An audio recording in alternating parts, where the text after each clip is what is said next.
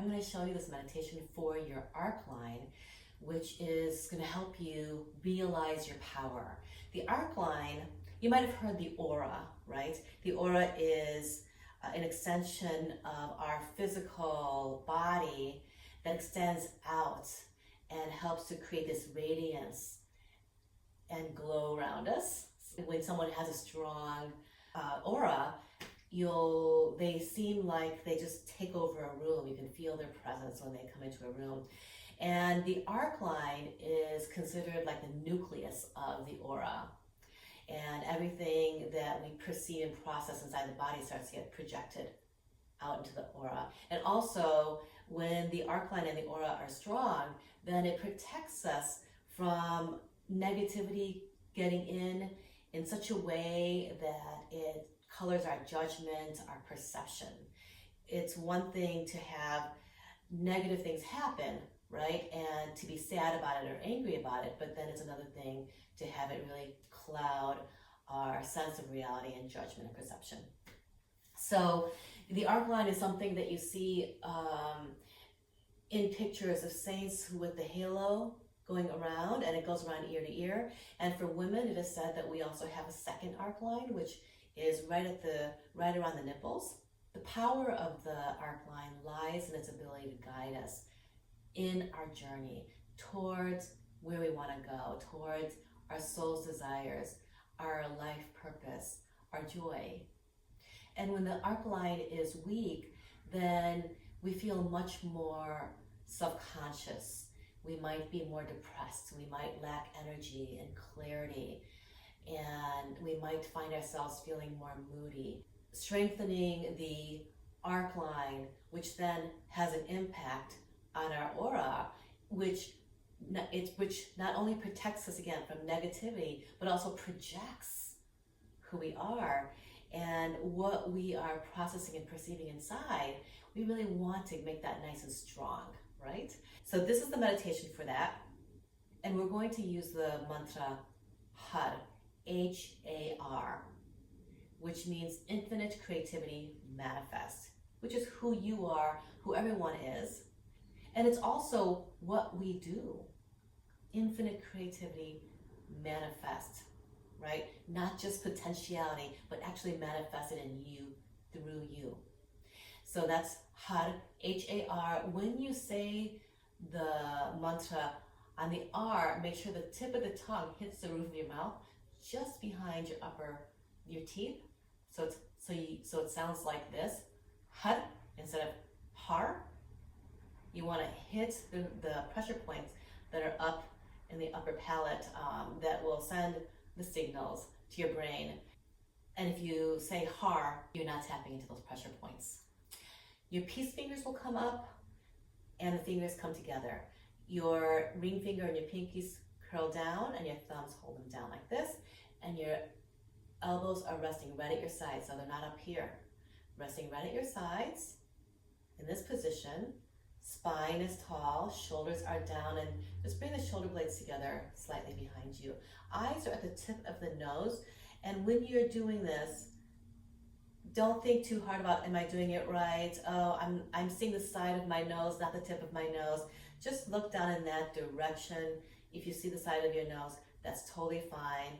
You're gonna feel, you shouldn't feel like you're doing this cross-eyed thing. Just look gently down in that direction, and at some point you're gonna feel a little pressure in your forehead, and that is developing your frontal lobe. Okay, so hold that position, and we're going to move our arms like this, just pivoting at the elbows. Okay, so your elbows, it's not this, okay, or this. It's down here, resting at your sides, and the wrists stay still in line with the rest of your forearm. And each time the index fingers and the peace fingers come together in front of your heart, we're gonna say HAR. There might be a little pull of your navel center right just in towards your spine. It's not a massive pulling like HAR, HAR. It's just kind of like a gentle, okay? And we'll stimulate the navel center there. So it looks like this. HAR, HAR, HAR, HAR, HAR, HAR, HAR, HAR. So we're fanning, we're combing the auric field here. And we'll do this for quite a bit of time, okay, between 11 and 14 minutes. And then from here, we're going to go straight to same mudra. Right arm goes straight up, palm side facing forward. Left arm right in front of the heart center, palm side facing down and horizontal. Okay? Press your sitting bones into the earth, spine tall, chin level. And rather than looking at the tip of your nose now, just close your eyes. And that's it. Close your eyes, and you're going to stay as absolutely still as possible. Staying still. Now, as you stay still in this position, you're going to imagine yourself doing the original exercise. All right? So you're going to mentally move your arms and say the mantra while you are staying in this position absolutely still. And we'll be in this position for 2 to 3 minutes during the practice. Okay, so imagine, just try this now and see how it feels. It's not long. So rather than spending your time, adjusting yourself, flipping your hair, getting water, really stay still as possible and just come to your breath long and deep as you, again, mentally do the first exercise. As you mentally say the mantra. And then we'll end by inhaling. And then exhaling, bringing the arms down with your choice of hand being right at your knees or on your lap. And we'll stay here for another couple of minutes. Again, absolutely still. One of the many benefits of meditation is to conquer the mind. And what happens to us is that the mind gets free reign and just thinks and thinks and thinks. We call it the monkey mind, right?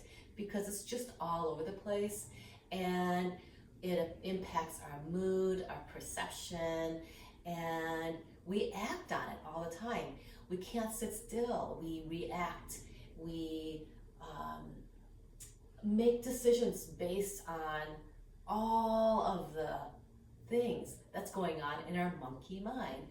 So the idea of these meditation practices is to be able to come to a focus. And so we're focusing on this here with a lot of other benefits coming from that particular mantra, the pressure points and the meridians that we use in this practice, and then trying to be as still as possible. And even when you're doing this, you're not moving your body, okay? You're not doing this, right? You're being as still as possible and you're just doing this.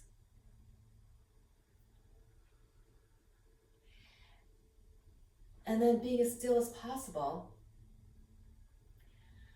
that is a benefit. So you're learning to strengthen your ability to quiet the mind because your soul, your heart has something else to say. And when you can stay as still and as quiet as possible, you can really tap in to all of the answers that's contained in your soul. And there are many answers there. And so the practice is to be able to conquer the mind so that the mind can serve your soul. And in practicing conquering that mind in meditation, the challenge for you then is to first get your body as still as possible for as long as you can. And then second, then to see if you can literally empty your mind, which is nearly impossible for us because something always happens, which is why we have mantra. That way you have something to focus on. You have HUD as opposed to absolutely nothing. And these mantras, encoded in these mantras, are high frequency vibration. It's like plucking the strings that create harmony in your body rather than dissonance or dis-ease. So that's what's going on when we're being still and we're imagining the first exercise and saying the mantra silently. So it gives us a focal point so our mind is not all over the place. So there are other different meditations that in some ways are easier because the mantras, there's just so much mantra and there's so many other things happening, and it gives your monkey mind something to sink their teeth into. And then there are meditations that have a lot less going on with just maybe one simple mantra. And then at some point, you might even find yourself being able to, the mantra, you'll find that the mantra is sort of just floating away and you're just in this space of nothingness where at the same time there is everything there. So that's what this is. It's when you can get yourself to that place where you can conquer your mind and body so that you're completely still and you just have one focal point, then, and you do that long enough, you're going to realize your power.